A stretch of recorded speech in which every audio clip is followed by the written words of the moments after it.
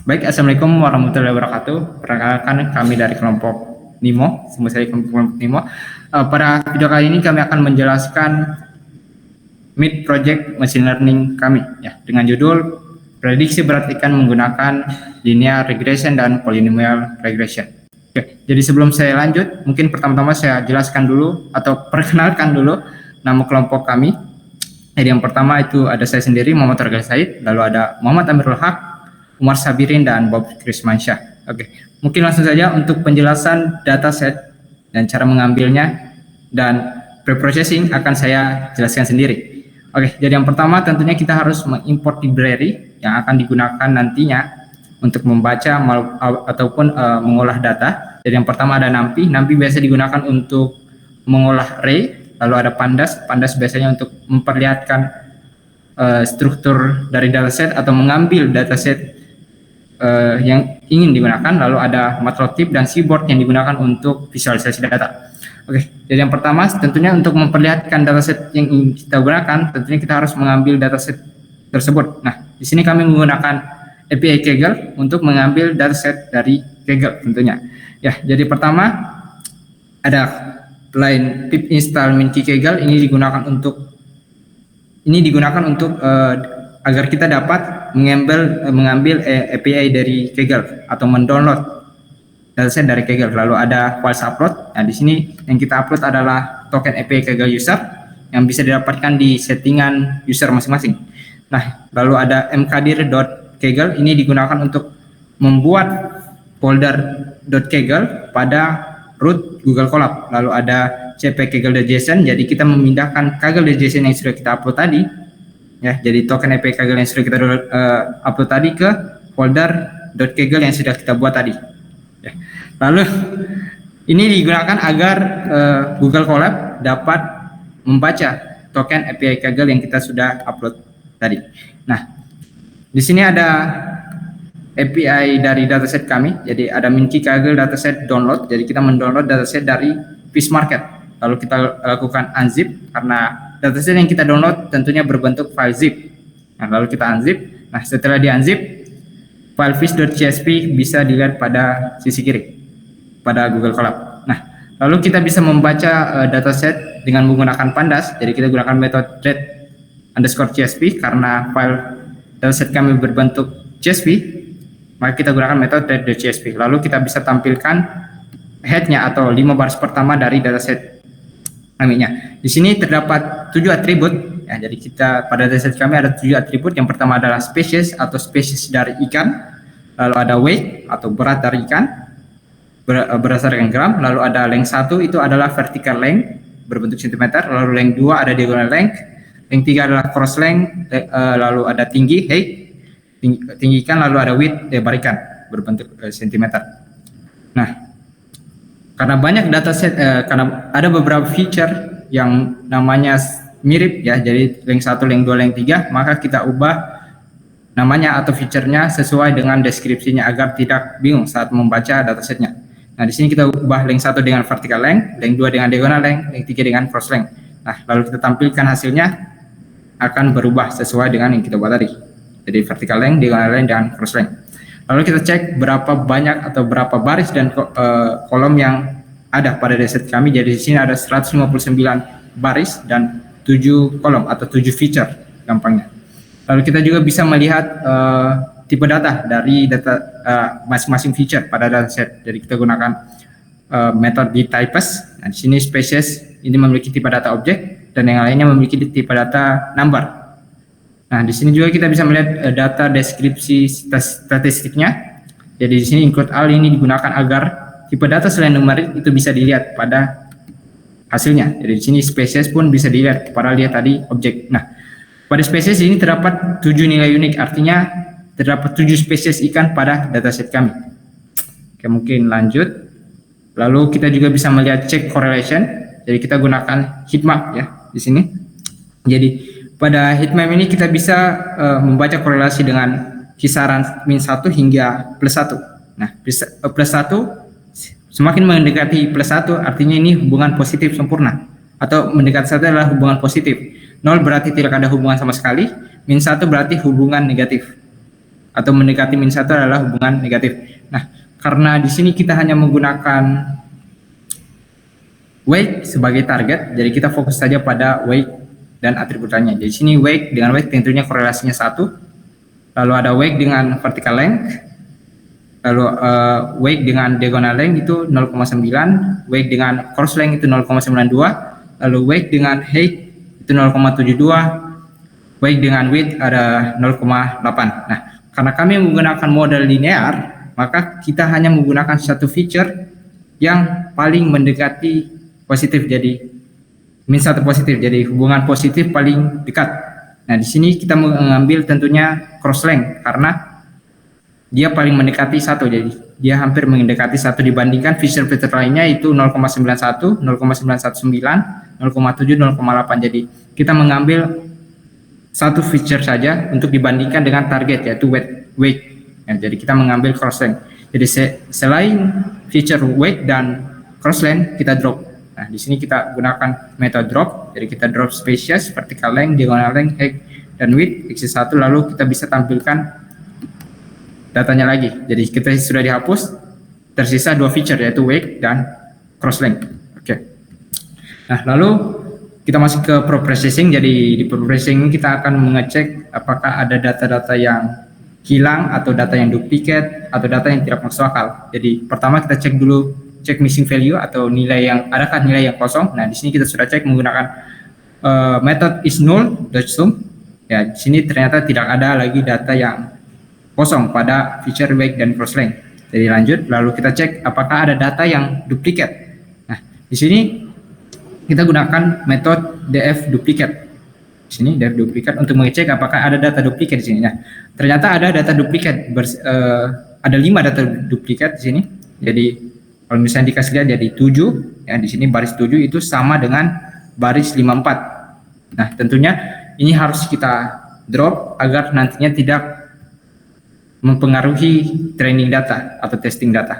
Nah, di sini kita gunakan fungsi drop duplicate. Nah, setelah di drop datanya, baris dari weight dan cross itu menjadi 154 yang sebelumnya adalah 159. Karena ada 5 data duplicate, tentunya 159 kurang 5 ya 154. Oke, lalu kita juga bisa mengecek logis data. Jadi karena target kami adalah berat ikan, nah kita bisa mengecek apakah ada berat ikan yang kurang dari 0 atau sama dengan 0. Nah, di sini ternyata ada yang sama dengan 0.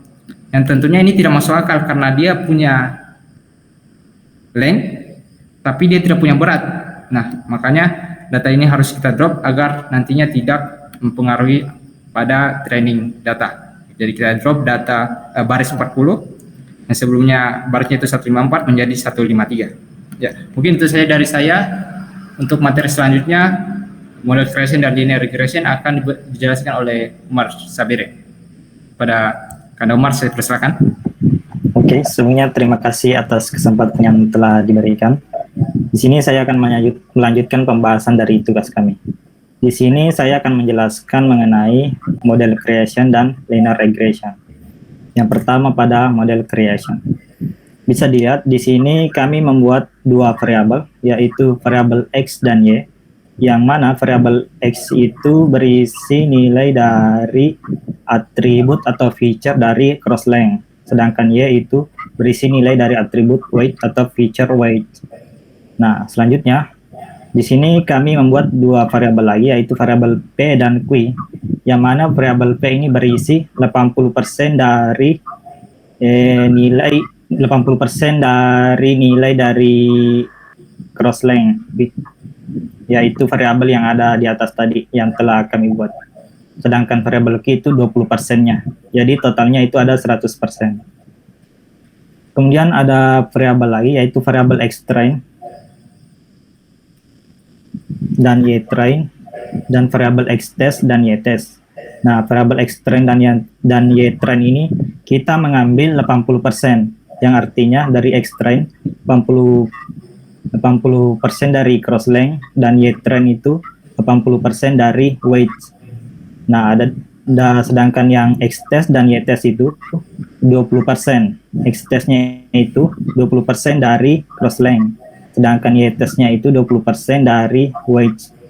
Nah, sekarang kita masuk ke linear regression. Sebelumnya, saya akan menjelaskan apa itu linear regression. Regresi linear merupakan suatu pendekatan untuk memantapkan hubungan antara satu atau lebih variabel dependen atau regresi linear sederhana. Dan juga variabel independen artinya regresi linear banyak. Regresi linear ini menggunakan hubungan antara titik data untuk menggambar garis lurus melalui semua titik tersebut. Nah, berupa model matematikanya yaitu fx sama dengan ax tambah b. Jika dimisalkan a itu sama dengan scope, b sama dengan intercept. Kemudian lanjut, di sini kita mengimport beberapa library yang akan kita pakai. Untuk menggunakan linear regression kita butuh dua library yaitu matplotlib atau matplotlib dan yang kedua scipy. Terus baris selanjutnya kita membuat beberapa variabel. Kenapa kita membuat beberapa variabel di sini? Itu karena kita akan menggunakan function dari linear regress.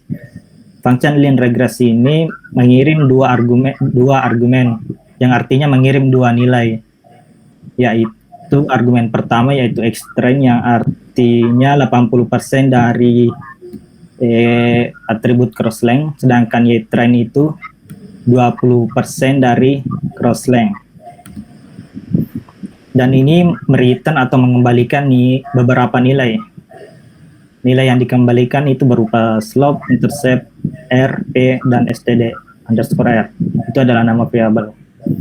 Kemudian kita membuat function dengan nama myFunc dengan menerima satu nilai berupa x. Di dalamnya mereturn sebuah nilai berupa slope kali x tambah intercept. Ini adalah rumus dari model matematika linear regression. Nah, kemudian selanjutnya kami membuat variabel myModel, yaitu isinya berupa list.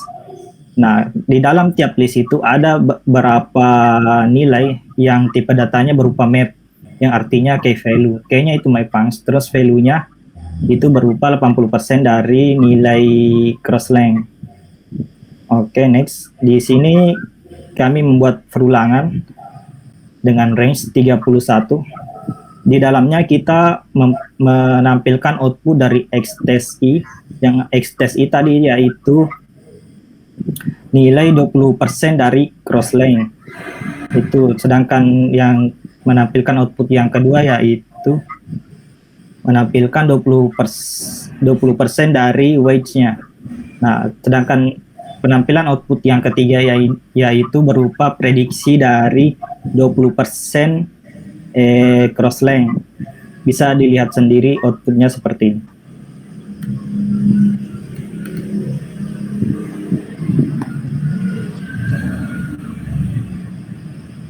Oke, selanjutnya kami akan menampilkan R square yaitu yang kita buat dalam variabel score linear dengan R kuadrat 2.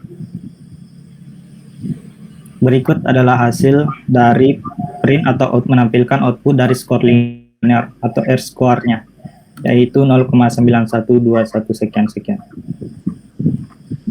Next. Mungkin cukup itu yang bisa saya sampaikan. Untuk polynomial regression akan dijelaskan oleh Saudara Bob. Ya, terima kasih Saudara Umar. Mungkin untuk materi selanjutnya yaitu polynomial regression akan dijelaskan oleh Anda Bob. Yes. Untuk Saudara Bob, saya persilakan. Oke, baik. Terima kasih atas kesempatan yang diberikan. Selanjutnya, saya akan menjelaskan mengenai polynomial regression. Polynomial regression adalah suatu bentuk analisis regresi di mana hubungan antara variabel bebas X dan variabel bebas Y dimodelkan sebagai polinomial derajat N di X. Di sini kita melihat rumus fx sama dengan A1 tambah A2X tambah A3 X pangkat 2 dan seterusnya sampai ke AN X pangkat N. N kurang 1. A1 di sini merupakan suku tetap atau konstanta, kemudian A2, A3 sampai seterusnya sehingga AN merupakan himpunan koefisien. Kami di sini pertama membuat my model 2, yaitu untuk polynomial regression, yaitu menggunakan NP poly ID poly 1D, yaitu menggunakan NP poly fit, dalamnya X-train dan Y-train. Kemudian untuk mencetaknya kami menggunakan untuk print X-test, kemudian Y-test dan Y-model 2 yang telah kami uji. Kemudian untuk yang kami tes ini hanya 20% dari setiap X dan Y-nya. Kemudian kita lihat dari hasilnya seperti yang sudah di print. Kemudian kami membuat mengimport R2 score. R2 score ini biasa digunakan untuk memeriksa seberapa baik hasil yang telah kita uji dan telah kita peroleh dari suatu model. Kami membuat skor poly atau skor polinomial, yaitu R2 score, Y-train, my model 2, X-train. Kemudian kita print skor polinya. Dari hasil tersebut kita dapatkan 0,951, di mana jika mendekati 1 maka hasilnya akan sangat baik. Oke, demikian yang saya bisa sampaikan. Saya kembalikan kepada moderator. Ya, baik, terima kasih Saudara Bob. Untuk materi selanjutnya atau materi terakhir akan dijelaskan oleh Saudara Amirul Haq. Pada saudara saya persilakan. Ya, baik. Sebelumnya terima kasih atas kesempatan yang telah diberikan.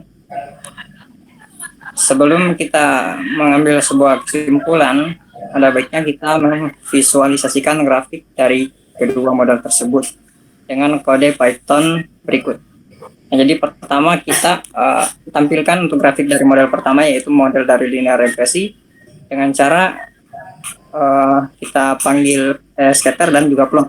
Dan parameternya itu untuk scatter yaitu X-train dan Y-train-nya. Untuk plotnya itu parameternya adalah X-train dan prediksi dari X-train. Kemudian kita tampilkan dengan warna color red. Nah, kemudian untuk plotting yang kedua itu kita akan menampilkan grafik dari fungsi polinomial regresinya. Pertama kita panggil scatter dan juga plotnya juga sama seperti linear regresi sebelumnya. Untuk parameternya itu scatter memiliki parameter X-train dan Y-train. Untuk plotnya yang kita panggil adalah model kedua dan juga myline, fungsi dari myline. Nah, model kedua ini yang harus kita ketahui adalah kita mempunyai informasi terkait X-train dan juga prediksi dari X-train-nya. Nah, maka hasilnya bisa kita lihat pada gambar, di mana yang sebelah kiri adalah grafik dari fungsi linear regresi, dan yang sebelah kanan adalah grafik dari fungsi polinomial regresinya. Setelah kita melihat sebaran data yang direpresentasikan melalui titik-titik pada grafik dan garis merah sebagai garis prediktornya, kita dapat mengambil kesimpulan bahwa dataset yang kita gunakan memiliki sifat non-linear atau kuadratik antara fitur dan targetnya, yang artinya bentuk dari titik-titiknya itu tersebar secara kuadratik atau polinomial. Walaupun sebetulnya menggunakan linear regresi juga akan menghasilkan skor yang tinggi, akan tetapi menggunakan polinomial regresi akan jauh lebih optimal karena sifatnya yang lebih ke fungsi kuadrat, di mana data-datanya tersebar secara melengkung atau parabola. Nah, kembali lagi untuk bisa mengetahui algoritma yang terbaik untuk kita gunakan itu, ya kita perlu melihat terlebih dahulu dataset yang kita ambil. Apakah dataset tersebut itu tersebar secara linear atau non-linear, yang kita sebut kuadratik seperti pada contoh. yang kita implementasikan. Nah, jadi perbandingan skor regresi linear dan regresi polinomial bisa kita simpulkan itu lebih baik kita gunakan untuk yang regresi polinomial. Karena hasil dari regresi linear itu memiliki skor 0,91, yang dimana 0,91 ini berupa R-square-nya. Kemudian untuk yang regresi polinomial itu memiliki skor 0,96 atau R-square-nya itu 0,96. Jadi sekian yang bisa saya sampaikan untuk kesimpulannya. Saya kembalikan ke moderator. Baik, terima kasih Saudara Amirul. Ya, mungkin itu saja untuk penjelasan dari proyek kami. Mohon maaf apabila ada kekurangan. Wassalamualaikum warahmatullahi wabarakatuh.